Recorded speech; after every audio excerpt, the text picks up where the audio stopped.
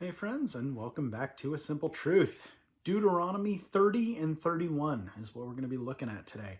And we've seen blessings and curses and renewal of God's covenant. I think we looked at yesterday as well. So we're going to see a little bit more of that. We're also going to see ramifications.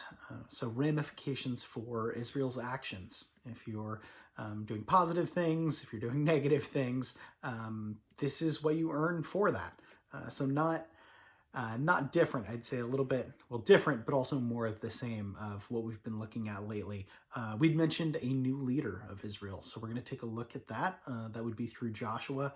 And then there's also a prediction of, yeah, you guessed it, Israel's rebellion. So we'll take a look at that. Well, again, that's going to be in chapters 30 and 31. So, chapter 30. Now it shall come to pass, when all these things have come on you, the blessing and the curse which I have set before you, and you call them to mind among the nations where the Lord your God drives you, and you return to the Lord your God and obey his voice according to all that I command you today, you and your children with all your heart and with all your soul, that the Lord your God will bring you back from captivity and have compassion on you, and gather you again from all the nations where the Lord your God has scattered you. If any of you are driven out to the farthest parts under heaven, from there the Lord your God will gather you, and from there he will bring you. And the Lord your God will bring you to the land which your fathers possessed, and you shall possess it. He will prosper you and multiply you more than your fathers. And the Lord your God will circumcise your heart and the heart of your descendants to love the Lord your God with all your heart and with all your soul, that you may live. Also, the Lord your God will put all these curses on your enemies and on those who hate you, who persecuted you. And you will again obey the voice of the Lord and do all the commandments which I command you today. The Lord your God will make you abound in all the work of your hand, in the fruit of your body, in the increase of your livestock, and in the produce of your land for good. For the Lord will again rejoice over you for good, as he rejoiced over your fathers, if you obey the voice of the Lord your God, to keep his commandments and his statutes, which are written in this book of the law, and if you turn to the Lord your God with all your heart and with all your soul. For this commandment which I command you today is not too mysterious for you, nor is it far off. It is not in heaven that you should say, who will ascend to heaven and bring it for us and bring it down to us that we may hear it? Nor is it beyond the sea that you should say, who will go over the sea for us and bring it to us that we may hear it and do it? But the word is very near you, in your mouth and in your heart, that you may do it.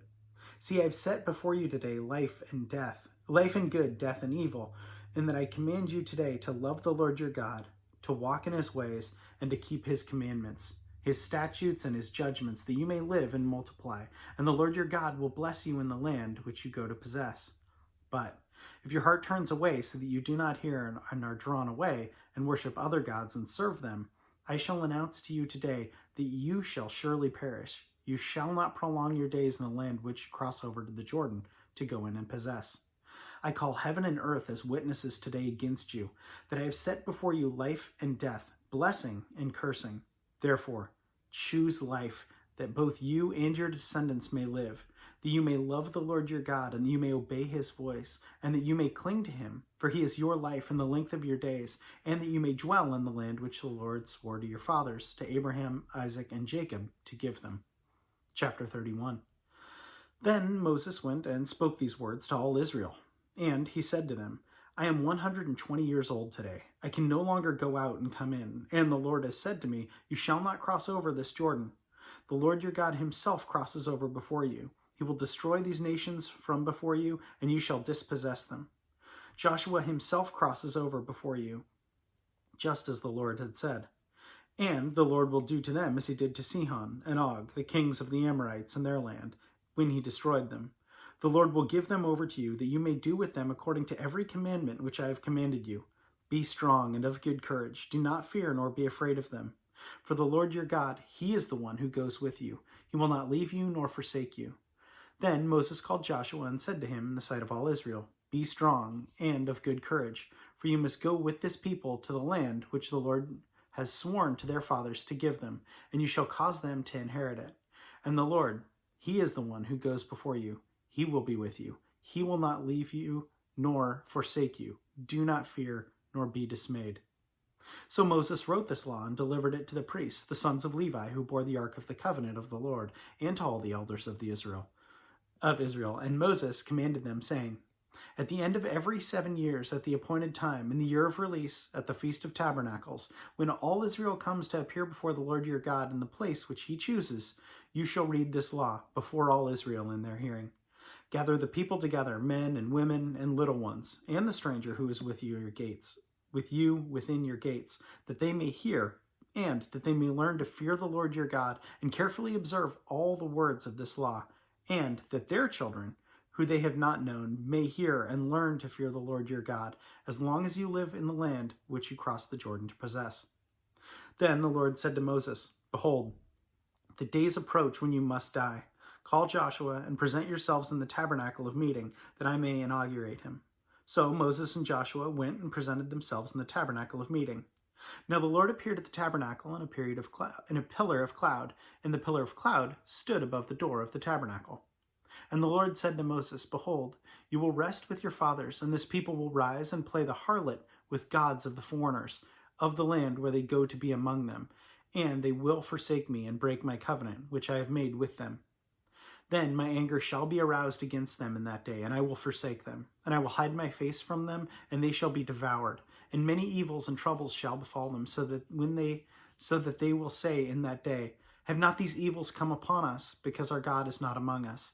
And I will surely hide my face in that day, because of all the evil which they have done, in that they have turned to other gods. Now therefore, write down this song for yourselves, and teach it to the children of Israel. Put it in their mouths, that this song may be a witness for me against the children of Israel. When I have brought them out of the land flowing with milk and honey, of which I swore to their fathers, and that they have eaten and fulfilled themselves and grown fat, then they will turn to other gods and serve them, and they will provoke me and break my covenant. Then it shall be, when many evils and troubles have come upon them, that this song will testify against them as a witness, for it will not be forgotten in their mouths of their descendants. For I know the inclination of their behavior today, even before I have brought them to the land which I swore to give them. Therefore Moses wrote this song the same day and taught it to the children of Israel. Then he inaugurated Joshua the son of Nun and said, be strong and of good courage, for you shall bring the children of Israel into the land which I swore to them, and I will be with you. So it was, when Moses had completed the writing of the words in this law in this book, when they were finished, that Moses commanded the Levites who bore the ark of the covenant of the Lord, saying, take this book of the law and put it beside the ark of the covenant of the Lord your God, that it may be there as a witness against you. For I know your rebellion and your stiff neck. If today, while I am yet alive with you, you have been rebellious against the Lord, then how much more after my death?